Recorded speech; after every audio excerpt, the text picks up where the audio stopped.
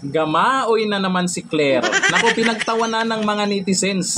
Nung tinanong po siya dyan tungkol doon sa pahayag ni Dunyor na makipagbati sa mga Duterte. Malinaw naman yun. Tungkol naman sa Duterte at binanggit pa yung Duterte.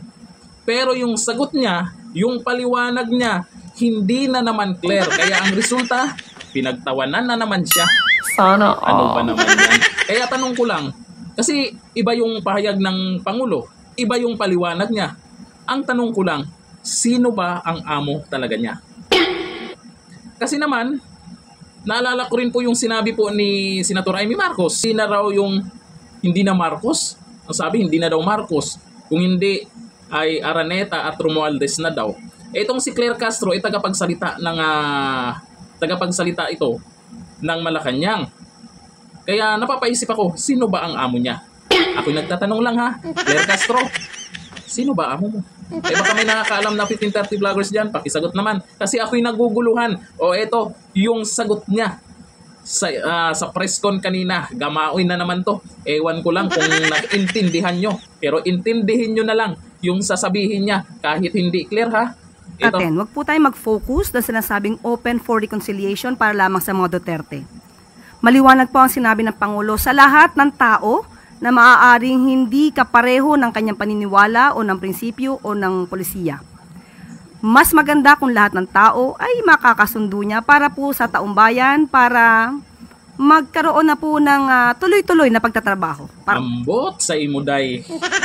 Ano ba naman yan, Claire Castro? Attorney ka, di ba? Malinaw naman.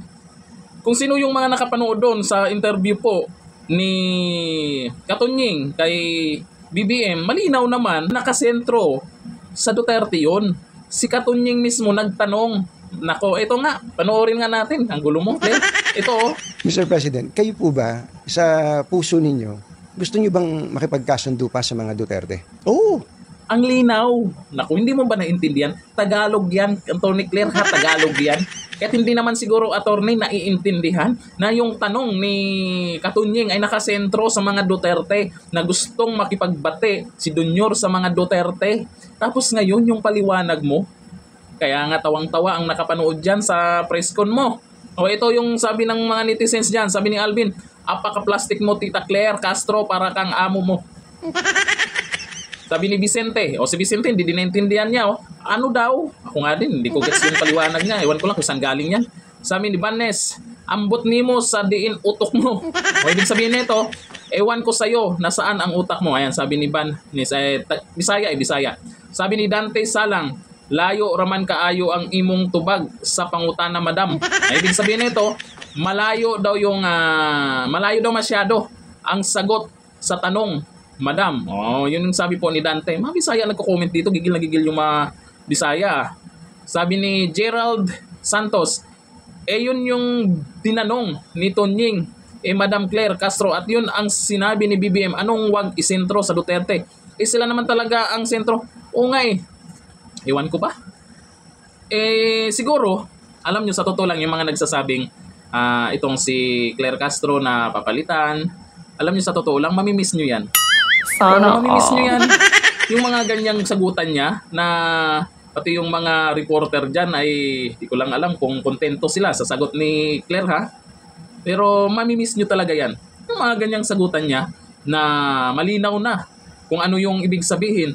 Pero yung paliwanag niya, di ba dapat yung kung kailan magpaliwanag ka, dapat mas maintindihan. Ang nangyari kasi, nagpapaliwanag siya, mas lalong gumulo lang. Malinaw naman, Duterte yung napag-usapan, tapos ngayon, nilihis mo na naman. Talaga, Claire. Kayo po, naintindihan nyo naman siguro, no? Pero kung napanood nyo po yung video kay Katunying, tapos yung paliwanag, ikumpara mo sa paliwanag ni Claire, talagang tataas yung kilay mo. Attorney ba yan? Marami nang nagtatanong dyan ha. Attorney ba yan? Opo, attorney yan. Idol namin yan dati, yung nagbablog pa lang. Magaling yan, binabanatan pa nga si Dunyor niyan.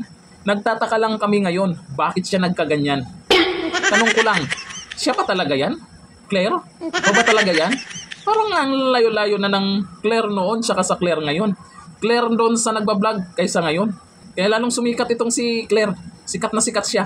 Sikat na sikat siya sa